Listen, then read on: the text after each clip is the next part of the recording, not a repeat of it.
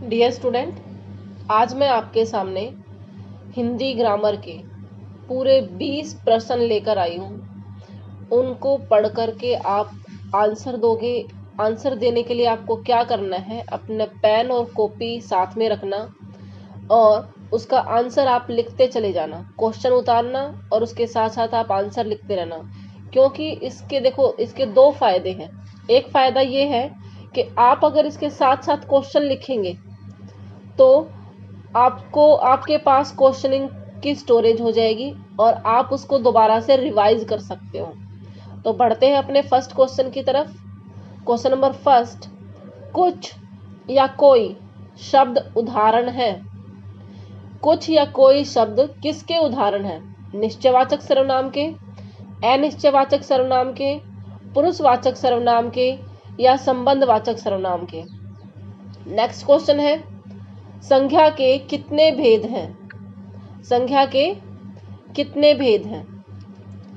एक बार फिर से मैं आपको रिपीट करती हूँ, संख्या के कितने भेद हैं? 2, 4,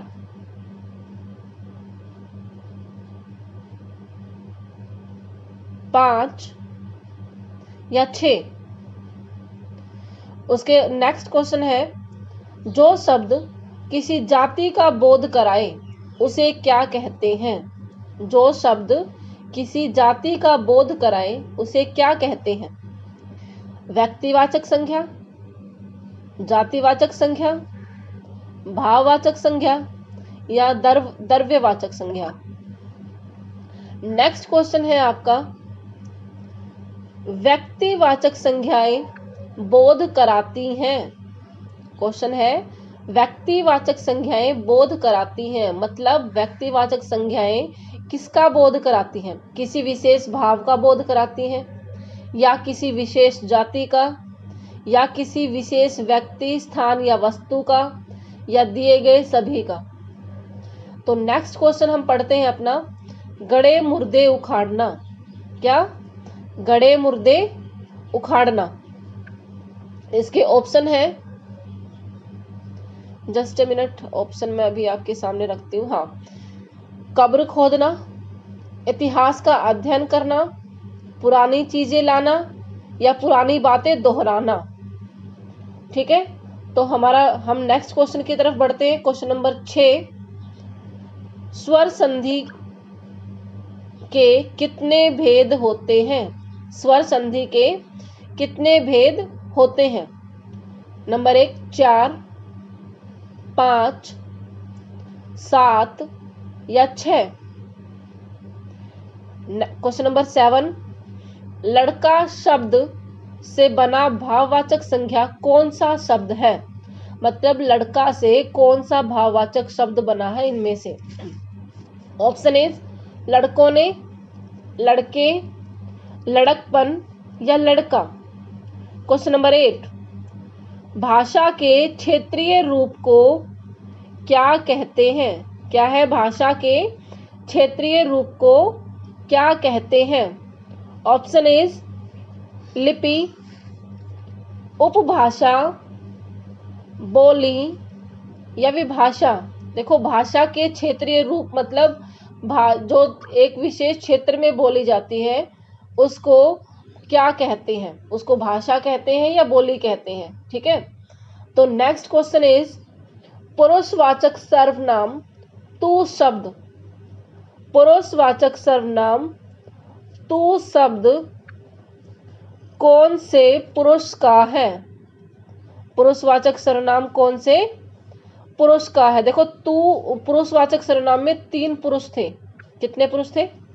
3, उत्तम, मध्यम और अन्य पुरुष। तो उनमें से बताना कि तू शब्द कौन से पुरुष का है। ये अन्य पुरुष है, मध्यम पुरुष है या फिर उत्तम पुरुष है। तो बढ़ते हैं क्वेश्चन नंबर 10 की तरफ। भाषा का उद्गम किस आधार पर हुआ? भाषा का उद्गम किस आधार पर हुआ? ये बताना है आपको कि भाषा का जो उद्गम हुआ है, विकास हुआ है, वो किसके आधार पर हुआ है। मतलब देखिए, भाषा का जो उद्गम है वो विचारों के आधार पर हुआ है, लिपि के आधार पर हुआ है, ध्वनियों के आधार पर हुआ है या आवश्यकताओं के आधार पर हुआ है? आपको इन चारों ऑप्शनों में से एक ऑप्शन बताना है। ठीक है, तो अब देखो 10 मार्क्स 10 क्वेश्चन के दो भाग मैंने बनाए हैं, भाग 1 और भाग 2। अब हम भाग 2 में दो क्वेश्चन नंबर फर्स्ट पढ़ते हैं। संज्ञा किसे कहते हैं, मतलब संज्ञा कहते हैं किसको संज्ञा कहते हैं? क्वेश्चन नंबर 1 ऑप्शन 1, विशेषता बताने वाले शब्दों को, किसी प्राणी, वस्तु, स्थान या भाव के नाम को, 3 अक्षर से बने शब्दों को, या इनमें से किसी को नहीं? इनमें से किसी को नहीं। क्वेश्चन नंबर 2 है, स्वर कहते हैं। स्वर किसे कहते हैं? मतलब ये बताना है, स्वर की परिभाषा बतानी है कि स्वर किसे कहते हैं। ऑप्शन है, स्वतंत्र रूप से बोले जाने वाले वर्षों को, भाषा की सबसे छोटी ध्वनि को, या 6 वर्षों से बने शब्दों को, या इन सभी को। क्या है? इन सभी को। आपको इनमें से ऑप्शन बताना है कि इनमें से किस किस को हम स्वर कहते हैं, किसमें से। ठीक है, तो नेक्स्ट क्वेश्चन है आपका, व्यंजन किसे कहते हैं? जैसे आपने स्वर की परिभाषा बताई थी, वैसे ही आपने व्यंजन की परिभाषा बतानी है।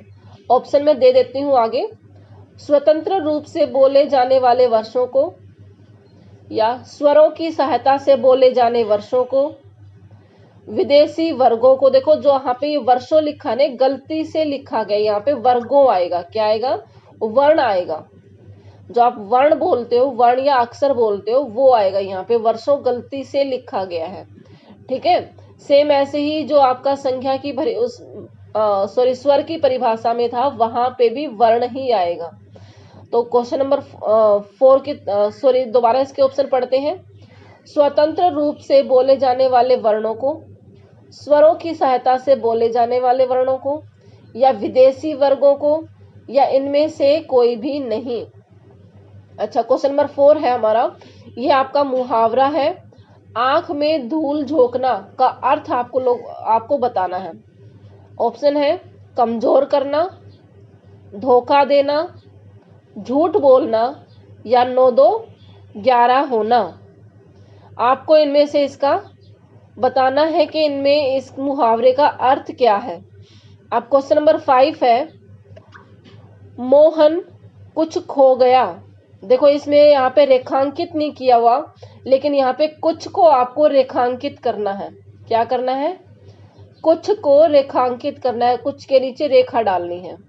तो मोहन कुछ खो गया, इस वाक्य में रेखांकित सर्वनाम का प्रकार बताइए। ये कौन सा सर्वनाम है? ऑप्शन है, निश्चयवाचक है, अनिश्चयवाचक है, संबंधवाचक है, या पुरुषवाचक है। ठीक है, तो नेक्स्ट क्वेश्चन की तरफ हम बढ़ते हैं, ज्यादा टाइम वेस्ट ना करते हुए। कि क्वेश्चन नंबर 6 है आपका, व्यक्तिवाचक संज्ञा शब्द इनमें से कौन सा है? यहाँ पे कुछ ऑप्शन दिए हुए हैं, इनमें से आपको व्यक्तिवाचक संज्ञा छांटनी है। छात्र, बचपन, हिमालय और मिठास। आपका क्वेश्चन नंबर 7 है, कोयल शब्द है। देखो कोयल आपको ये बताना है, ये पुल्लिंग है, स्त्रीलिंग है, या हमेशा स्त्रीलिंग रहता है, या हमेशा पुल्लिंग रहता है। ठीक है, तो ऑप्शन बताती हूँ मैं आपको, सदैव पुल्लिंग, स्त्रीलिंग, नित्य स्त्रीलिंग, और नित्य पुल्लिंग। क्वेश्चन नंबर 8 हम पढ़ते हैं आपका, नेहा अपना काम स्वयं करती है। देखो इसमें भी आपका रेखांकित नहीं किया गया है एक वर्ड, कि नेहा अपना काम स्वयं करती है। इसमें रेखांकित अंश का सर्वनाम भेद बताना है। रेखांकित इसमें क्या होगा यहाँ पे? हाँ जी, स्वयं। आप लोगों ने सही समझा, स्वयं आएगा। तो स्वयं के आपने बताना है, भेद बताना है कि ये पुरुषवाचक है, संबंधवाचक है, निश्चयवाचक है, या फिर निजवाचक है। क्वेश्चन नंबर 9 हम पढ़ते हैं। यहाँ फिर से एक मुहावरा आ गया है, दाल न गलना। क्या है मुहावरा? दाल न गलना। आपने इनके ऑप्शन यहाँ पे दिए गए हैं, इनमें से आपको सही आंसर ढूंढना है और लिखना है। कुछ कह ना पाना, कुछ काम न होना, कुछ वश न चलना, या दाल कच्ची रह जाना। तो ज्यादा बात ना करते हुए हम आपका लास्ट क्वेश्चन पढ़ते हैं। घाव पर नमक छिड़कना, ये फिर से मुहावरा आ गया है। घाव पर नमक छिड़कना, किसी के दुख में दुखी होना, घाव पर नमक डालना, दुखी को और ज्यादा दुखी करना और दर्द देना। देखिए बच्चों, ये आपके 20 क्वेश्चन थे। इससे आपको पता चल जाएगा, आप अपने आप को एनालाइज कर सकते हो।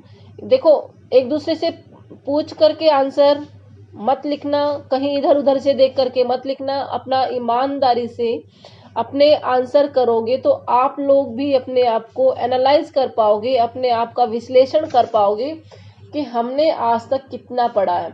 और अगर नहीं पढ़ा है तो आपको जो मैंने आपकी सर्वनाम की और संज्ञा की जो वीडियोस मैंने बनाई हैं वो आपको एक बार जरूर देख लेनी चाहिए, और उनको देखने के बाद ही फिर आपको इसके ऊपर, इस वीडियो पर दोबारा आना चाहिए और फिर अपने आप को एनालाइज करो। देखना, आपका बहुत ज्यादा आपके अंदर फर्क मिलेगा।